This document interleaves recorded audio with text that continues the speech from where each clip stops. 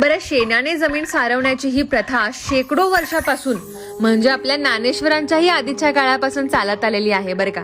आणि आता शास्त्रज्ञांनीही सिद्ध केलंय की शेणात असणाऱ्या मायकोबॅक्टेरियम व्हॅक्यू नावाच्या सूक्ष्मजीवामुळे मानवी मेंदूमध्ये आनंद निर्माण करणाऱ्या सेरोटोनिन या हार्मोनचं स्रवण वाढतं. म्हणून तुम्ही बघितलं असाल, गावाकडची मुलं आणि तिथली लोक निरोगी आणि आनंदी असतात. तर शेणात नैसर्गिक जीवाणुरोधक गुणधर्म असल्याने पूर्वीच्या लोकांनी याच शेणाचा वापर घर मजबूत, स्वच्छ आणि निरोगी ठेवण्यासाठी केला. आणि हो, शेण हे नैसर्गिक थर्मल इन्सुलेटर म्हणून काम करतं, कारण उन्हाळ्यात थंडावा आणि हिवाळ्यात ऊब देण्याची नैसर्गिक क्षमता त्यात असते.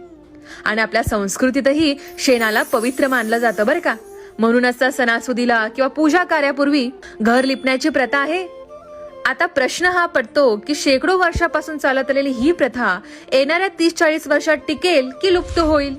हे कमेंटमध्ये नक्की सांगा.